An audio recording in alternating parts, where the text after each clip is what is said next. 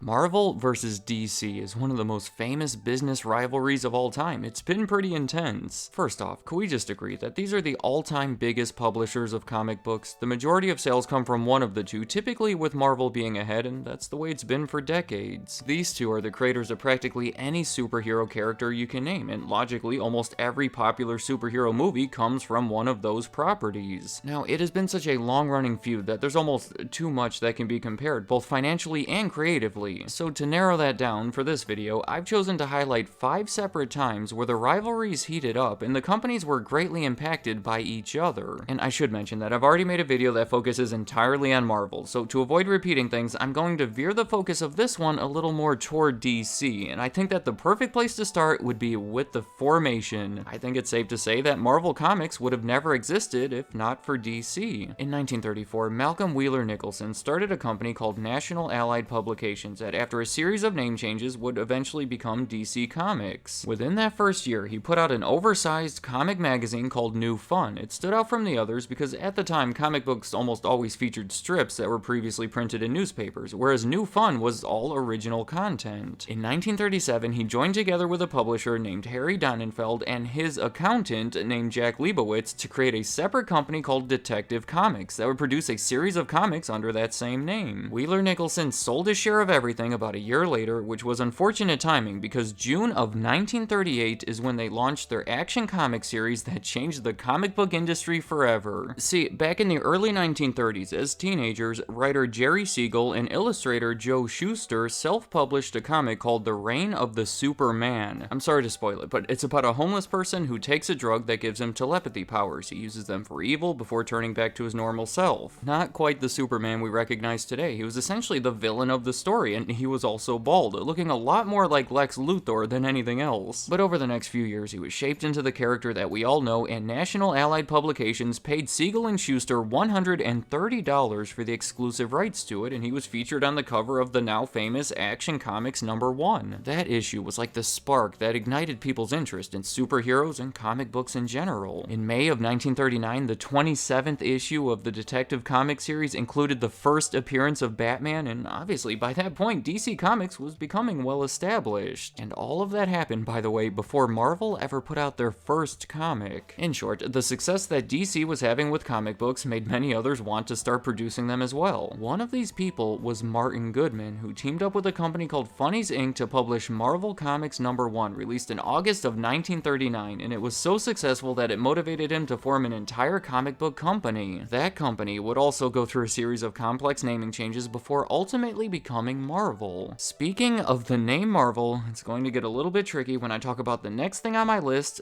Captain Marvel. In the 1940s, arguably the most popular superhero was Captain Marvel, and I'm not talking about the Brie Larson character that you see in the MCU, I'm talking about something entirely different. As I said, Marvel was only one of many companies looking to take advantage of the emerging comic book markets. Another big example would be Fawcett Publications, who created Captain Marvel to be featured in their newly created Whiz comic series in 1940. It got so popular that Adventures of Captain Marvel, released the following year, is credited with being the first ever superhero movie adapted from a comic book, an industry that has obviously exploded, so that's something notable. The character himself was a child that would turn into a superhero after saying the word Shazam, and once he was in that form, he was very much like Superman in that he could fly and had super strength and everything else. In fact, he was so much like Superman that DC filed a lawsuit against them, where as part of the settlement in 1953, Fawcett agreed to stop publishing the comics. So then, over a decade later, since it hadn't been used in so long, Marvel was able to obtain the trademark to the name and use it in their comics. I know it's getting kind of tricky. Well, things get even more complicated in the 1970s, when Fawcett licensed the rights to that original Captain Marvel character to DC. However, since there was a whole naming issue at that point, he basically started going by the name Shazam instead. And I think this all nicely comes together in 2019 2019, where within a month of each other, Marvel and DC both released movies centered around these competing characters. Alright, my next example of the rivalry takes place in the 1960s with an iconic team of superheroes called the Justice League. See, the previous decade was tough for comic books. Once World War II ended, most of the public wasn't responding to the superheroes in the same way. It motivated both Marvel and DC and many of the others to expand heavily into other genres, such as Western, science fiction, and horror. And some of those horror comics did get pretty graphic. It led to this massive backlash against comic books, where many of the parents didn't want the kids reading them, and then Congress got involved. It led to the Comics Code Authority to avoid government involvement. It was all a mess, and it caused comic book sales specifically for Marvel to go way down. In 1960, DC brought back an old property called the Justice Society of America and updated them as the Justice League of America. Honestly, I don't know why it took so long for it to happen. It essentially grouped together all of their most popular superheroes into one series, and of course, it did really well and even helped to revive comic books. The story goes that Martin Goodman from Marvel again saw the success of what DC was doing and set out to replicate it. He told Jack Kirby and Stan Lee to create something involving a team of superheroes. They got together, and the result was the Fantastic Four that debuted the following year. Though I do want to emphasize that the fact that it was a group of superheroes wasn't the only thing to make it popular. The true genius of the Fantastic Four was that, unlike most of the other superheroes at the time, they weren't perfect. They would fight with each other, and people responded to it because it made them more relatable. That type of character marked the start of something new for Marvel, and it quickly led to many other popular characters like Spider-Man. In fact, unlike DC, most of the Marvel characters that we know today were created after 1960. Though I do admit that the Fantastic Four isn't exactly like the Justice League. To put it in sports terms, the Fantastic Four was like a team, but the Justice League was like an all-star team. But then, of course, Marvel created their own all-star team just 2 years later with the Avengers, that at this point, I think we can say has far surpassed the popularity of the Justice League. By the end of that decade, Marvel was outselling DC, which ironically would not have been the case had DC not created their successful series of the Justice League. It's a definite pattern where DC comes up with a really good idea, and then Marvel somehow, one way or another, ends up benefiting from it even more. My next example is infamous in the comic book world, the DC explosion that quickly led to the DC implosion. Starting in the later part of the 1960s, Marvel was looking to take full advantage of their newfound popularity and basically just started putting out a ton of stuff. I'm talking about more titles, more characters, bigger books at higher prices, and then a few years later, DC took their lead and started doing the same thing, along with introducing a new logo, and by the way, this is when they finally officially became known as DC Comics. It was a risky plan, seemingly put into place to keep up with Marvel, and unfortunately, I don't know if it could have gone any worse. It was bad timing more than anything else. The economy was slow and inflation was out of control, which was obviously not the best time to raise the price of your comics. Not to mention it was costing more money to print them, and on top of that, there were some nasty snowstorms during those winters, meaning fewer people were out at the newsstands or willing to make the trip to the comic book store. They essentially tried to execute this big expansion plan right as sales started to fall. It's now referred to as the implosion because everything was quickly scaled back. Many series were canceled after only a few issues. In fact, they canceled so many series that in the end, they had fewer than they had started with. A notable example would be the effect that it had on Detective Comics. After about 40 years, they almost ended that series, but instead chose to merge it with a different series called The Batman Family, creating these bigger comics, but changed it back after only 15 issues. Overall, a depressing event for DC, but I do find it funny how when DC tried to replicate something from Marvel, it didn't go nearly as well. The final part of the rivalry that I want to talk about brings us into more modern times with the movies. That is the way that both of these companies have become so relevant today. First off, in 1967, DC was bought by the Kinney National Company, who before this was all over the place and operating different businesses, but from this point on, entertainment became their main focus. They bought DC Comics, and then they bought Warner Brothers, and then they sold everything else and changed the name of the overall company to Warner Communications, so that's how Warner came to own DC. And the fact that they have been owned by a major movie studio since the 1960s, I think we can say is the main reason that DC movies had such a head start over Marvel. Consider that by the 1990s, there were already multiple well-known movies starring both Superman and Batman. The Christopher Reeve movie in 1978 was Warner's highest-grossing movie of all time, that was followed by 3 others starring the same character that, in my opinion, become questionable in quality. And then the Michael Keaton Batman Batman in 1989 became Warner's new highest grossing movie. That was also followed by 3 others starring the same character that, again, in my opinion, become questionable in quality. There was a time where DC had released all of that and the only live-action Marvel movie was Howard the Duck. But then, of course, they both started putting out some big films in the 2000s, notably the X-Men and Spider-Man series for Marvel and the Dark Knight trilogy for DC. But I do want to point out that those Marvel movies were being made by Fox and Sony, who had bought the movie rights to the characters, meaning that Marvel wasn't benefiting nearly as much. I think we all know that everything changed in 2009 when Disney bought Marvel and started expanding the MCU into the most successful movie series ever. So we now have a situation where both DC and Marvel are owned by a major film studio. To demonstrate how much Marvel has pulled ahead since then, as I make this in 2022, the highest grossing DC film is Aquaman at about $1.1 billion. And there are 8 Marvel movies that have made more money than that, the highest grossing one being Avengers Endgame at almost $2.8 billion. Not to say DC hasn't been successful with their movies, but financially speaking, they're just not keeping up with Marvel. And then you have to think that the DCEU is a response to the success of the MCU, which is kind of weird, right? Back in the 1960s, the Avengers was the response to the Justice League, and now with the movies, it feels like it's the other way around. Let me know in the comments, which side are you on, DC or Marvel? Not that you have to choose a side, but I'll bet that you're probably leaning one way or the other. And before I finish, I should mention Jack Kirby. He's famous for creating and contributing to many Marvel characters, but he did switch over to DC for a time in the 1970s. So that's another notable part of the rivalry, and feel free to mention any other parts of it. For this video, I only selected the 5 that I felt were the most impactful or the most interesting, so there's plenty more to talk about. And finally, I'd be interested in hearing your favorite movie or character from both sides, and any other thoughts you have about Marvel or DC Comics, leave them in the comments. I'd like to hear what you have to say.